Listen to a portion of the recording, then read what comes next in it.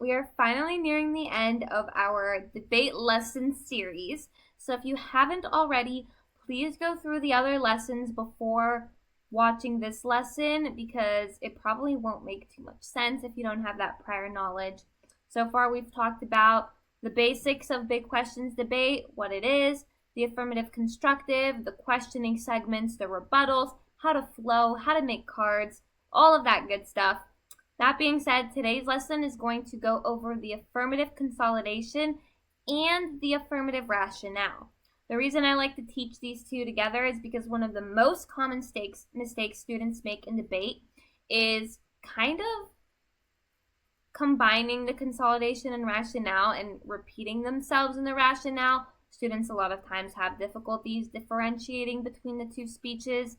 I've been there too. It's something I probably still struggled with up until my last year of debating. So that's why I'm going to teach it together to kind of hopefully highlight those differences a little bit better for you guys. At this point, you guys also should have both of your cases complete, both the affirmative and the negative case, and you should have started rebuttals, at least having a rebuttals list, preferably also having 5 rebuttals for AF and 5 rebuttals for neg. Anyways, let's get right into today's lesson. All right, so consolidation, the old debater term for this was summary, and it is one of the most important speeches in your debate because you only have 3 minutes and you have a lot to cover. So some relevant arguments that you need to bring up during this speech include your contentions or your main points, your impacts, the rebuttals you made on your opponent's case, and the defenses you made on your own case. Make sure you want to spend enough time on each part, but try and refrain from spending too much time on one of these parts and too little time on the other, accidentally missing another point. The reason you have to do this is because if you don't bring something up in your consolidation, then automatically you are not allowed to bring it up in your rationale for one of the main points that the judge should weigh in the round.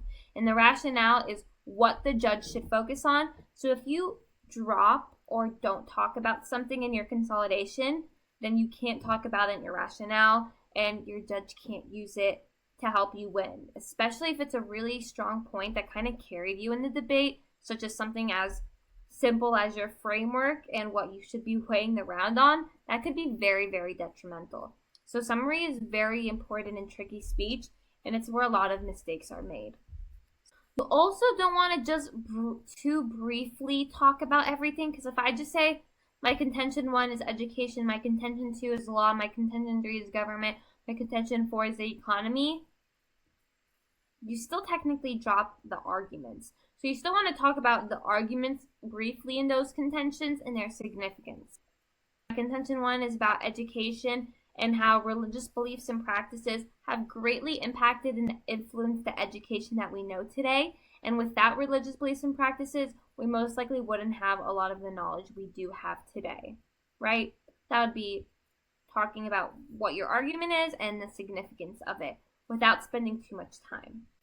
Also, you don't want to just simply say, judge, flow through this point, flow through that point. You need to tell them why. So judge, flow through my education point because my opponent only rebutted it using this point. However, I already have said, as I've already stated, that point is false because of blah. Or judge, flow through this point because my opponent has failed to make any rebuttals against that point as of yet. And so you have to flow this point through as an automatic win for me because they're not allowed to rebut it moving forward in their rationale speech, right? Because again, you can't bring up new information in your rationale. All right, how to manage time in the rationale, because it is only 3 minutes and you have to somehow get through all the information that was stated in your 5-minute constructive speech and your 4-minute rebuttal speech. So somehow you need to take that 9 minutes of talking and condense it into 3. So this is typically a general good structure. Again, this structure kind of goes out the window when you're debating mid-round, but this is overall a good structure. So first, you want to talk about rebuttals. You always want to start consolidation on your opponent's side because your rationale is mainly going to be about your case and your impacts. So in your summary, you should focus a little bit more on the rebuttals in your opponent's case. So generally with consolidation, you're probably going to spend at least a minute and a half, probably at least 2 minutes actually, talking about your opponent's case and about 1 minute talking about your case. However, if you're AF and you have not yet to make defenses on your case, then obviously you want to spend a lot more of this time on your own case because you have yet to defend the rebuttals made against you, and you don't want neg to kind of be able to just automatically flow through their points because you didn't respond to them. So if you're AF, I would follow this framework where you spend probably 45 seconds talking about rebuttals against their case that you already made, just readdressing them. 45 seconds talking about your case, 30 seconds addressing rebuttals made onto your case, and then that 1 minute left over is probably going to get dispersed somewhere between that. I would say a lot of that for AF is going to be put into, again, defending your case against the rebuttals made since you haven't had a chance to do that, and also trying to somehow segue into weighing, but not too much because that's going to be mainly rationale. All right, let's move on to rationale. So rationale is your final speech, so you want to make it count. So you want to talk about rebuttals, contentions, key voters, and impacts.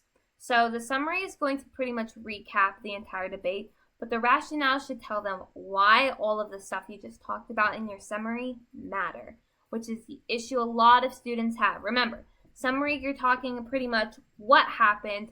Rationale, you're talking about why. So there are things called key voters. Key voters are the main, I guess you could call them pillars of the round. So key voters are the main headings of what a judge should vote for you on. So my key voter might be education, law, government, economy, and I might have another key voter from my opponent's side about a contention of theirs that I flipped onto my own side. A lot of times, if the debate boils down to definitions and framework, your key voters can be a definition or kind of an idea or a framework. A lot of times, it'll just kind of be your contention taglines already. Don't forget also that it's okay to not necessarily concede, but drop one of your contentions. If you know it's kind of a wash, you can say, Judge, honestly, no one should have this point. It was kind of a wash. It shouldn't be a key voter on any side. Or if you're running out of time, drop some of the points that you already know are kind of a wash and that the judge was going to see as a wash anyways, because you would much rather spend time on stuff that you actually could win than stuff that kind of seem like aren't really going to help you. A wash means that neither side made a compelling enough argument as to why that point should be flowed onto their side, or both sides made equally compelling arguments as to why they should have that point, and so the judge kind of doesn't know what to do with it. Here's also general structure for rationale. Again, it never really goes the way you plan it. So many people do it differently, so honestly, you could choose to pay attention to the structure or not. Usually, though, I would say spend a minute and a half kind of revisiting certain rebuttals and defenses, especially if your opponent made a good point in their last speech, just to kind of get the last word in for. But most of the speech is going to be focused when you're going through those rebuttals specifically, rather than readdressing the rebuttals, you're going to take it a step forward by telling your judge exactly why this point allows you to win the round. So weighing is such an important part in rationale. If you do nothing else, like the only thing you do be weighing. So weighing is measuring your impact and showing that your side is greater in magnitude, greater in scope, greater in probability, greater in time frame, We have a previous video posted about how to weigh really good. I gave some really good examples on all the types of weighing you could do and how there are certain arguments. Remember, we talked about 2 types of rebuttals. Judge, my opponent says X, however, X is false because of Y. However, if you still believe X for some reason, X doesn't mean anything because of Z. So, that second part of the rebuttal, which is saying X doesn't mean anything because of Z, that's talking about their point doesn't matter. So that's what you're going to be doing primarily in your rationale. You're going to be saying why your points matter and why your opponents don't. Not necessarily just restating the points, but you need to take it a step further. This was probably one of the hardest things to master. My kiddos who have been debating for a couple years still significantly struggle with this. It is very challenging. So it's even challenging for me. So don't beat yourself up about this. It's definitely going to take practice. All right, and below is a super basic way to weigh. Usually you're not going to get this lucky. You're never going to have it be this. Usually weighing is going to be a lot more challenging. It won't be as easy as 2 million versus 1 million. And so go ahead and watch my previous video about weighing to help with that. Lastly, we are going to talk about prep time.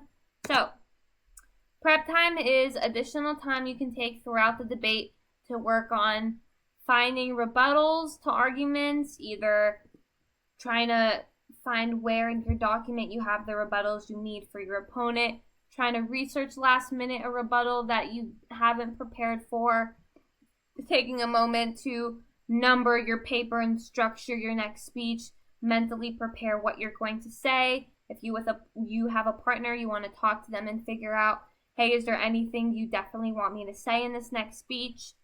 And so when you should use prep time, I recommend you use about a minute, no more than a minute, 30 seconds before your rebuttal speech, then 30 seconds to a minute before consolidation, and 30 seconds to a minute before rationale. I would say the least important speech to spend time on, which is ironic because it is super important, is your consolidation speech. Only because it's kind of hard to mess it up in terms of miss something, just because everything you need to say should be on your paper. So you don't need to be pulling stuff up. You don't need to be writing, weighing stuff on your paper like you do for rationale. Consolidation, you usually have, if you flowed good, your arguments, the rebuttals against your arguments next to it, the defenses you made against those on the other side, the neg arguments or the opponent's arguments, the rebuttals you made, the defenses they made, and if you made any other arguments against their defenses and vice versa. So the information is there for you. For your consolidation, you just kind of have to identify how much time you're going to spend on what. So I would probably spend the most time on rebuttal, second most time before rationale, third most time for consolidation. Anyways, that is it for today. So for today's activity, unfortunately, I cannot do with you guys. So for today's activity, I want you guys to get a partner or watch, if you guys are in a classroom, 2 people debate real quick. But these 2 people are going to stop once they get to second questioning. So once they do their constructive speech, each side does rebuttals and each side does the questioning segments. I want you guys to completely stop the debate, and I want everyone viewing to take notes, I guess. And I want everyone viewing to write out a 3-minute consolidation speech and a 3-minute rationale speech. And this activity is very, very crucial because it forces you to write 2 different speeches. Because when you're actually performing in the round, most people resort back to just restating what their partner, what they previously stated in consolidation in their rationale. And so this activity is going to be really, really helpful because when you write it down and you have time to sit there and think through it, then it forces you to actually make the 2 speeches different and be able to visually see yourself the differences between consolidation and rationale. So I strongly, strongly, strongly recommend this activity. If you can do it, please, please, please do it. So yeah, I would say definitely that. In one of the next lessons, we're going to watch my finals round. I am going to pause the video once we get through rebuttal and questioning, and I'm going to have you guys do that activity as well before listening to the rest of my finals round. And we're also going to use that to practice our flowing skills. So if you don't have the ability to be able to do this activity now because you don't have multiple people there in order to do this activity, don't worry, you'll have the chance to do it during that week's lesson. Anyways, that is it for today. So I hope that was helpful. You guys have a good rest of your day.